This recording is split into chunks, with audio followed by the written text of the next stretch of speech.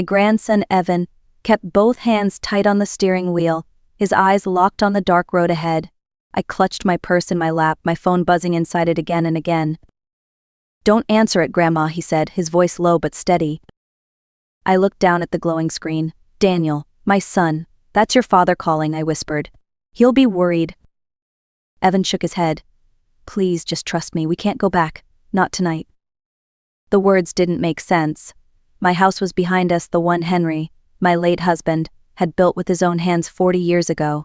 Every board, every nail, every window frame still held his touch. It was the only place that ever felt like home. But now my grandson was driving me away from it like we were escaping something. Outside, the rain came harder, streaking the windshield with silver lines. The dashboard light washed Evan's face pale.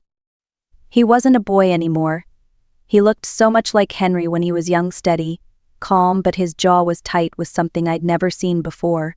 Fear. I wanted to ask again what was happening, but the look in his eyes stopped me. Whatever it was, he was protecting me from it. My phone buzzed one last time before the call went silent. Evan reached over and turned it off completely. "Grandma," he said quietly, "I need you to promise me something. Whatever happens next, don't go back to that house. Not until I tell you it's safe." The air in the car felt heavy, too still. I stared out the window as the lights of my neighborhood disappeared behind us, swallowed by the rain. "My name is Joan Miller. I'm 68 years old, and tonight my grandson saved my life. Let me tell you how everything started." The mornings had become the hardest part of my day. Each time I opened my eyes, the room seemed to tilt slightly, as if I were waking up on a rocking boat. My head throbbed, my stomach rolled, and the taste of metal lingered on my tongue. I told myself it was age or maybe stress. People at 68 weren't supposed to feel young anymore. The doctor said the same thing after the blood tests. "You're fine, Mrs. Miller. Probably just fatigue or a touch of vertigo." He smiled kindly, wrote me a prescription for nausea, and sent me home. Home. The house Henry built 40 years ago stood at the edge of Maple Ridge.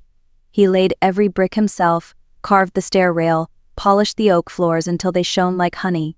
After he died 4 years ago, I kept everything exactly as he left it. His mug still sat on the shelf. His tools stayed in the basement, neatly lined up in the red toolbox with his initials engraved on the lid. Sometimes when the light came through the kitchen window just right, I could almost see him, his big hands sanding a piece of wood, humming the same old country tune. But those mornings had changed. The smell of coffee made me nauseous. My favorite meals tasted bitter. Even walking from the bedroom to the kitchen left me lightheaded. A week before everything happened, my grandson Evan stopped by after work. He was covered in sawdust, still wearing his tool belt. "Grandma, you've lost weight," he said, worry creasing his brow. "I'm fine, sweetheart, just a little tired lately." He frowned. "You look pale." He glanced around the house like he was searching for something. His eyes paused on the cracks above my bedroom window. "I think the foundation's settling," I said. "Your dad patched a few things up for me a while back." Evan's expression changed slightly, though I didn't notice it then. He just nodded. Before he left, he promised to come back on Saturday to check those cracks. I remember waving goodbye from the porch, the same porch Henry had built for me when I was pregnant with Daniel. Back then, it was a home filled with laughter, dinners, and stories. Now, it was just me, the ticking of the kitchen clock, and the sound of my own breathing echoing through empty rooms. Saturday came with gray skies and the smell of rain. Evan arrived early, toolbox in hand, a look of quiet determination on his face.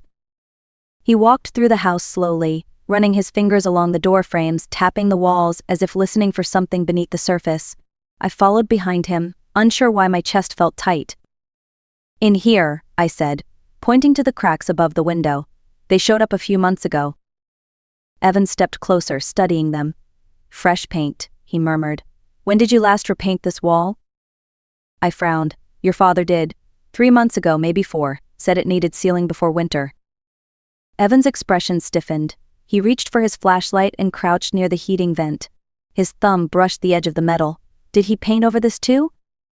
"Yes," I said slowly. "He said it was just cosmetic." He didn't answer. Instead, he took a small screwdriver from his belt, loosened 2 screws, and lifted the vent cover. Behind it, I saw a strange patch of plaster. The vent was completely sealed shut. "That's odd," I whispered. "He told me he sealed the old vents to make the house more efficient. No drafts." Evan didn't respond right away. He reached up and pressed the test button on the carbon monoxide detector above the doorway. It beeped once, a hollow sound. He pulled it down from the ceiling, flipped it over, and went silent. "Grandma," he said finally, showing me the back. The battery had been soldered into place. "This detector doesn't work. Someone modified it so it can't sense anything." I felt something cold run through me. "Your father tested it," I said weakly. "I heard it beep." Evan nodded grimly. "It can beep without detecting." He stared at the wall again, running his hand along the newly painted surface. Then he took a knife from the toolbox and carefully scored a small square of drywall. The sound of the blade scraping the plaster filled the room. He pried the section open just enough to reveal what was hidden behind it. A second metal vent. The original one Henry installed decades ago, completely blocked off with insulation and sealed. Evan's shoulders tensed. He turned to me, eyes dark. "Grandma, something's very wrong here." For the first time in months, my dizziness wasn't from illness, it was from fear. Evan stood there for a long moment, staring at the sealed vent as if it were something alive. Then, without a word, he picked up his toolbox and headed toward the basement door. "Evan, what are you doing?" I asked, my voice trembling. "I need to check something," he said. "Stay here." The wooden steps creaked under his boots as he descended. The house fell quiet except for the faint hum of the furnace. I waited at the top of the stairs, my palms sweating, heart thudding in my chest. Minutes passed, 5, 10, maybe more. Then came the sound of metal clinking, a flashlight beam flickering against the walls, and finally his voice. "Grandma, come down here. You need to see this." I gripped the rail and made my way down carefully, the air growing colder with each step. Evan was crouched near the far wall beside the furnace. He pointed his light toward a line of silver piping that disappeared beneath the floorboards. "This isn't part of your heating system," he said quietly. "Someone added it." I bent closer. A small electronic device, about the size of a lunchbox, was attached to the pipe.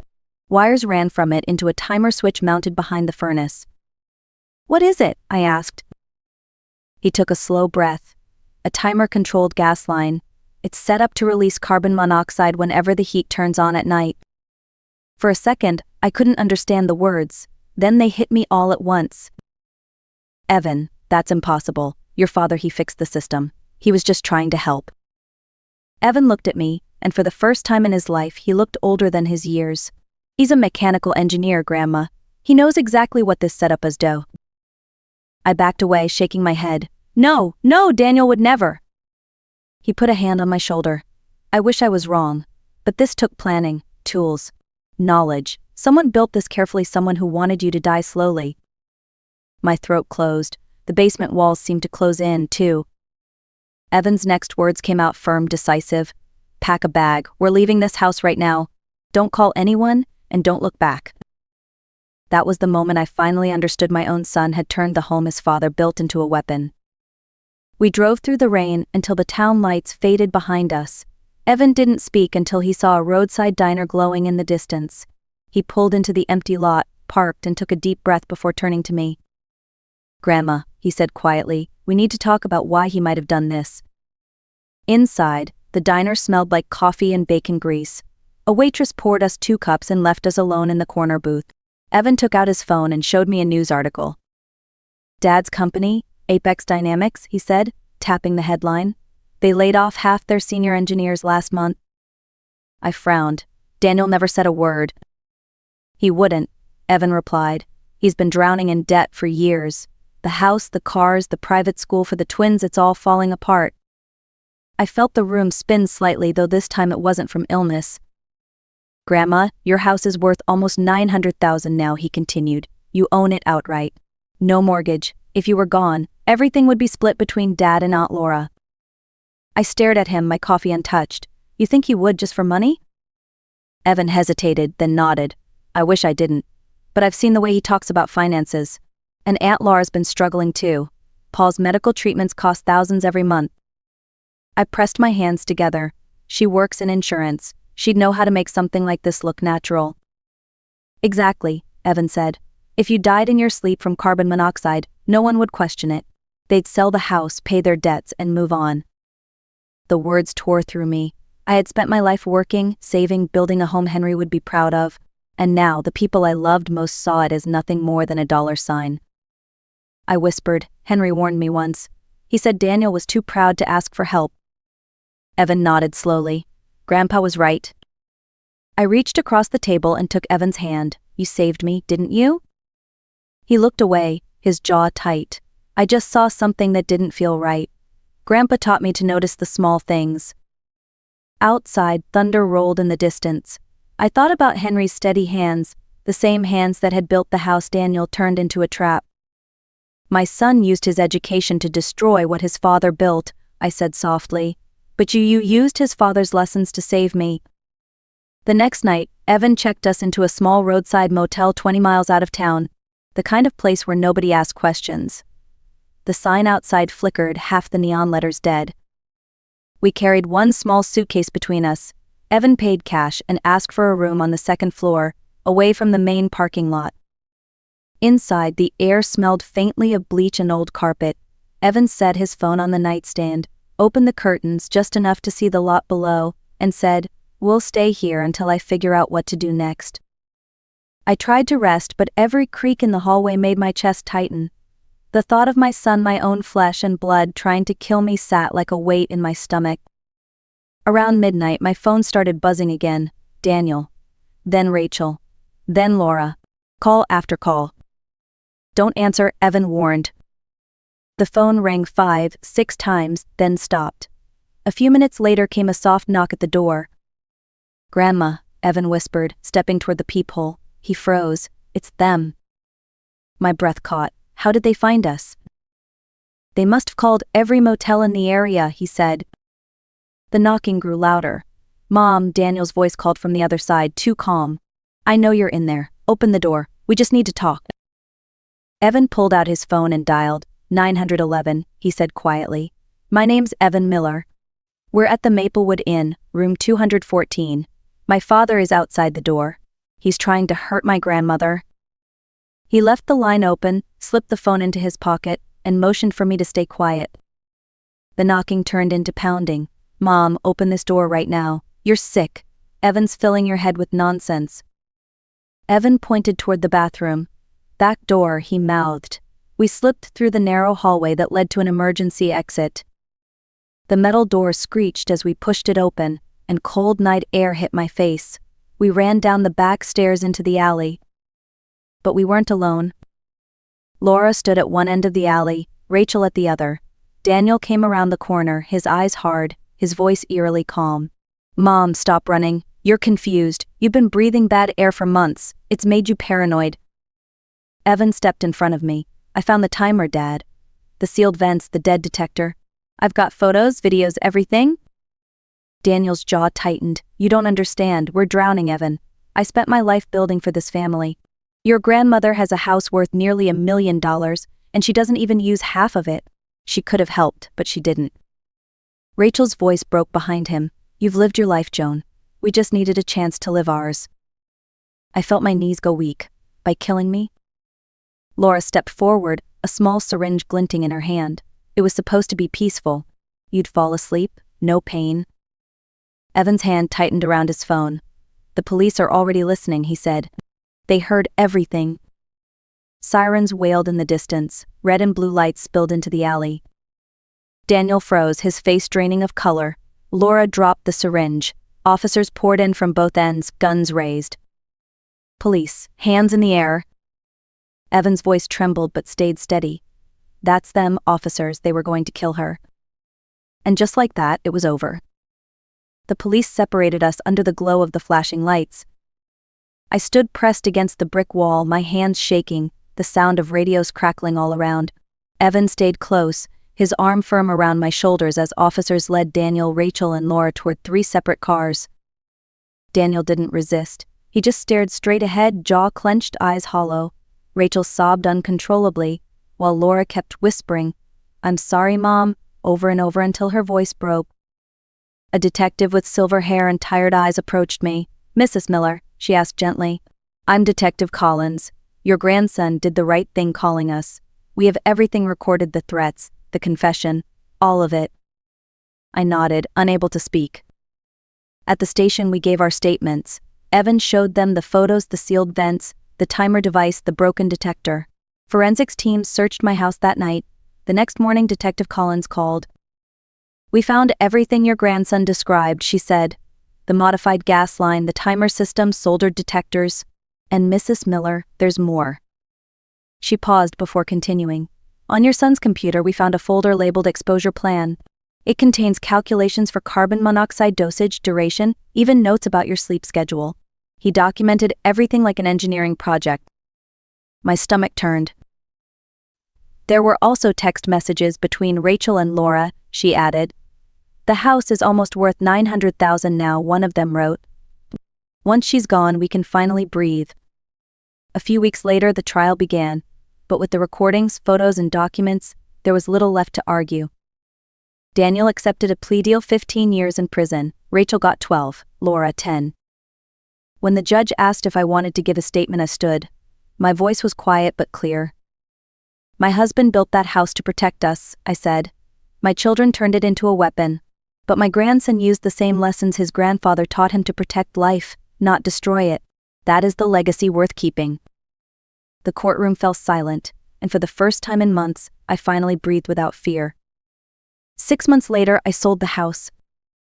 The market had gone up again, and a young couple with 2 little girls bought it. They stood on the porch Henry built and talked about painting the kitchen yellow, planting a garden, maybe even putting a swing in the backyard. I didn't tell them what had happened there. I only hoped the house would feel like a home again, full of laughter, not secrets. Evan handled the paperwork. He was calm, patient, and respectful through it all. Before closing day, he went back to the house alone and removed the kitchen cabinets his grandfather had built decades ago. The oak was still flawless, the joints still tight, the varnish catching the light just the way Henry had left it. He brought them to my new apartment across town, a small 1-bedroom with a balcony overlooking the park. It wasn't much, but it felt safe. Evan spent the weekend installing those cabinets in my new kitchen, humming the same tune Henry used to hum while he worked. When he finished, I stood beside him, running my fingers along the smooth wood. "Your grandfather's hands built these," I said softly. Evan smiled, "And yours kept them shining." That night we had dinner together, pasta, salad, and a small bottle of wine. It wasn't fancy, but it was peaceful. Evan told me about his new projects, home renovations, custom decks, a small woodworking business he was starting. He said he wanted to build things that lasted. "That's what Grandpa always said," he told me. "If you do it right, it'll outlive you." When he left, I stayed in the kitchen a while longer. The evening light filtered through the window, turning the oak golden. I could almost hear Henry's laugh, see his broad shoulders bent over his workbench, the smell of sawdust in the air. I whispered, "You protected me even after you were gone." Because in a way he had, through the grandson who carried his hands, his patience, and his heart. If you've ever been betrayed by your own blood, remember this: love built with integrity never dies. It passes on to those who still know right from wrong. So tell me, if you were in my place, could you ever forgive them? Like,